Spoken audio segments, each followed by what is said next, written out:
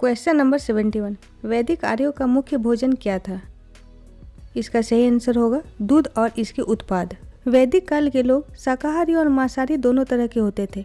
शाकाहारी में क्षीर पकौदन अर्थात दूध और जौ को मिलाकर बनाई गई खीर और कर्म अर्थात दही और जौ के सत्तू को मिलाकर बनाई गई खीर जैसे पकवानों को बड़े चाव से खाया जाता था। पेय पदार्थ के रूप में सोमरस को विशेष अवसरों पर और सूरा को सामान्य स्थिति में उपयोग किया जाता था।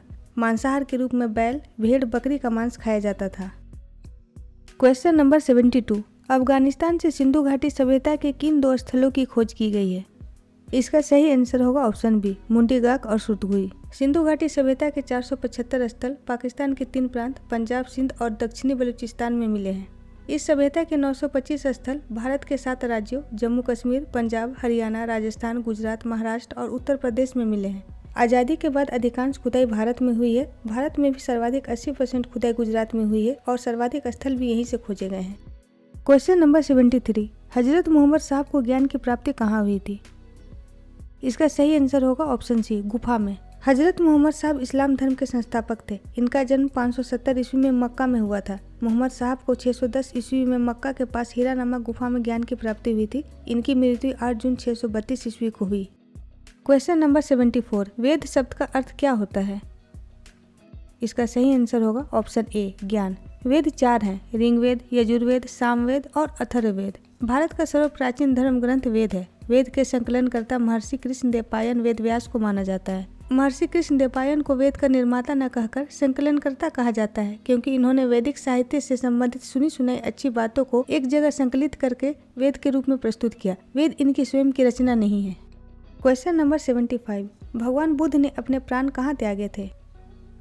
इसका सही आंसर होगा ऑप्शन डी, कुशीनगर। पावा नामक स्थान में चुंद कर्मकार के घर शुक्र मद्दव का सेवन करने से भगवान बुद्ध को अतिसार हो जाता है, जिसके कारण आगे जाकर कुशीनगर के कसिया गांव में इनकी मृत्यु हो जाती है। बुद्ध की मृत्यु 80 वर्ष की अवस्था में 483 ईसा पूर्व में हुई थी। बुद्ध के प्राण त्यागने की घटना को महापरिनिर्वाण कहा गया है। मृत्यु के पश्चात बुद्ध के शरीर के अवशेषों को 8 भागों में बांटकर उन पर 8 स्तूपों का निर्माण कराया गया है।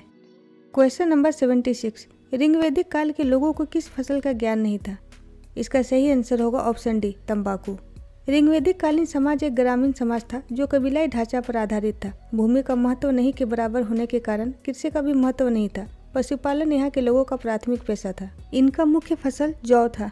अनाज के लिए धान्य शब्द का प्रयोग किया जाता था। अनाज को रखने के लिए कोठार होते थे जिन्हें स्तवी कहते थे।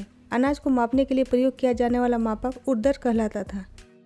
Question number 77। सिंधु घाटी सभ्यता की लिपि कैसी थी? इसका सही आंसर होगा option B, भावचित्रात्मक।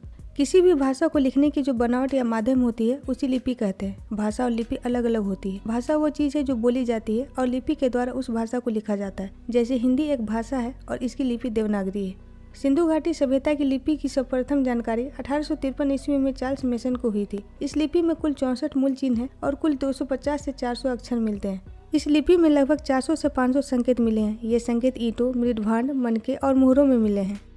Question number 78। Chandragupta Maurya के बाद मौर्य सिंहासन पर निम्नलिखित में से कौन बैठा था?